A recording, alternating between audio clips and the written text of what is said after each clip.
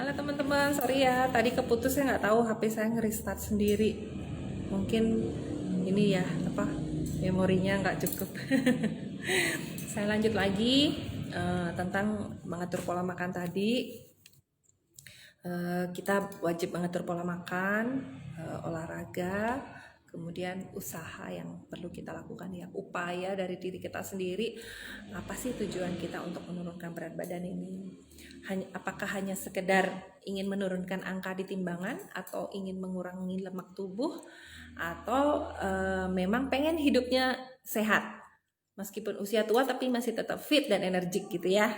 Nah seperti itu. Sorry ya tadi kalau sempat keputus itu, entah kenapa HP saya nge-restart sendiri. Halo Mbak Mawi Tarmini yang sudah habis detox waktu ini ya, gimana pengalamannya Mbak?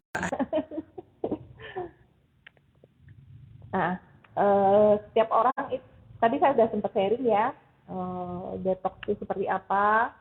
Eh, Tolong bisa juga kita sharing pengalamannya buat teman-teman yang lain. Bagaimana agar program penurunan berat badannya lebih berhasil, lebih fokus kepada bentuk tubuh, atur pola makannya dengan baik. Sesekali makan enak itu nggak masalah. Jadi kalau seperti yang saya jelasin sering ya buat teman-teman yang baru memulai, itu kita di sini itu meal plan. Sorry ya, ternyata signal wifi saya yang kurang bagus. Signal wifi-nya kurang bagus. Nah, ini dia meal plan-nya. Meal plan-nya itu adalah Senin sampai Jumat. Kemudian Sabtunya itu disarankan detox, dan hari Minggu itu cheating day. Maksudnya hari Minggu cheating day, kita selama 1 minggu itu bolehlah happy-happy dikit ya. Jadi hari Minggu itu kita bebas makan apa aja. Tapi kalau kita udah terbiasa dengan pola makan yang ada, meskipun hari Minggu tuh bebas makan, pasti kita udah terbiasa nih. Oh, pagi sarapannya begini, siang makannya begini, malam. Nah, sekali makan enak itu tidak akan menyebabkan naik berat badan. Tapi kalau kita konsumsi setiap hari secara kontinu terus menerus selama berbulan-bulan dan bertahun-tahun, itu akan menyebabkan kenaikan berat badan. Nah, begitu kita menjaga pola makan dengan sehat, seperti yang tadi saya jelasin, ikutin meal plan dari HNH Lifestyle, itu juga nggak langsung bikin berat badan kita turun. Setiap orang butuh proses. Nah, saran dari saya adalah agar berat badannya lebih bagus. Saya pernah sharing tentang sedentary woman sama fit woman ya. Jadi setiap tahapan usia perempuan itu kita juga butuh menyesuaikan penurunan berat badannya. Jangan drastis. Di atas usia 30, 40 kayak saya, 50, itu nggak boleh turun berat badannya lebih dari 5 kilo. Karena itu akan langsung bikin bentuk tubuh kita jadi drastis ya, jadi kuyu ya, jadi layu. Bahkan ada yang bilang habis sakit ya gitu misal ya. Nah, pengen tetap fit itu maksimal 3 kilo, 2 sampai 3 kilo sebulan itu untuk menurunkan berat badan. Nah, misal sudah 1 bulan, Mayu kok saya berat badannya cuma turun 1 kilo aja, 2 kilo aja, tapi saya sering bertanya, perasaannya gimana? Lebih enteng rasanya, udah gitu nggak gampang ngantuk, lebih energik. Nah, itu tandanya adalah lemak tubuh kita udah berkurang. Jadi kita lebih energik jadinya beraktivitas. Bahkan meski saya di rumah aja, itu aktivitas olahraga itu bisa juga dilakukan dengan pekerjaan rumah. Misal nyapu halaman, gerakan menyapu itu gerakan tangan yang secara terus menerus itu juga bisa bantu bakar lemak loh. Ngepel juga seperti itu ya, bersih-bersih dapur misal, bersihin kaca dan lain sebagainya. Itu jika kita lakukan secara terus menerus, itu juga bisa berupa membantu bakar lemak ya, bisa dianggap olahraga ringan di rumah. Jadi nggak harus ke tempat gym gitu. Dengan kondisi pandemik seperti ini kan memang masih disarankan untuk jarang ngumpul rame-rame ya, kita bisa lakukan di rumah. Kadang kalaupun ngumpul masih disarankan untuk pakai masker dan jaga jarak, jaga protokol kesehatan seperti itu.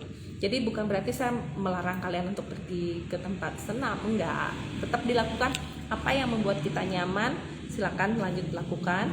Yang penting adalah menjaga pola makannya agar tetap sehat. Usahakan berolahraga, ingat upayanya 100% dari diri sendiri untuk bisa berhasil menurunkan berat badan. Nah, Apa harus sih Mayu minumnya Sepensik? Enggak, tadi saya udah sempat bahas, tapi karena signal wifi-nya terputus saya balik lagi. Kalau sekarang saya sarapannya kadang jajan apa yang ada deh pokoknya. Bisa telur rebus ya, apa aja. Kenapa? Karena kita sudah perut kita kosong dari kemarin sore. Terakhir kita makan malam misal jam 8 gitu kan. Kalau kita nggak sarapan itu bisa menyebabkan perut kita sakit. Banyak teman-teman yang mengalami gangguan lambung, akhirnya pencernaannya terganggu kalau kita nggak sarapan. Jadi wajib sarapan, tapi nggak banyak ya. Kemudian perbanyak konsumsi serat. Nah, satu tips lagi, saya sempat ikutan kelas online sama dokter dari Herbal Equiva Internasional itu, dokter gizi ya. Untuk mencegah kita makan berlebihan adalah konsumsi buah. Jadi biasanya kalau orang Indonesia kan makan buahnya setelah makan ya. Jadi makan siang dulu, misal kalau kita pergi kondangan juga makan dulu baru konsumsi buah. Nah, ini saya sarankan kebalik. Saya dapat tipsnya dari dokter Putri ya. Kita konsumsi buah dulu baru kemudian makan. Itu akan mencegah kita makan berlebihan ya. Mudah-mudahan bermanfaat buat teman-teman semua. Apa yang saya sharing tadi, mohon maaf jika koneksinya sempat terputus. Buat yang belum jelas apa yang saya jelasin tadi, boleh chat di Messenger, atau yang udah punya WA-nya boleh chat di WA. Nanti kita sharing apa sih yang menghambat program diet masing-masing orang itu bisa beda-beda ya. Selain meningkatkan metabolisme tubuh, mengatasi rasa lapar, kita juga rutin berolahraga ya. Jadi fit woman itu bakalan sehat terus meskipun bertambahnya usia dan awet muda pastinya ya. Buat teman-teman yang lain yang belum berani coba dan penasaran, boleh juga nanti sharing sama saya ya. Apa sih itu balance tea Mayu? Boleh banget. Harus nggak begini, harus nggak begitu. Jadi kita sesuaikan dengan kondisi masing-masing, karena setiap orang programnya pasti beda-beda. Belum tentu apa yang saya lakukan cocok buat kalian, tapi kita bisa kombinasikan untuk mendapatkan hasil yang maksimal.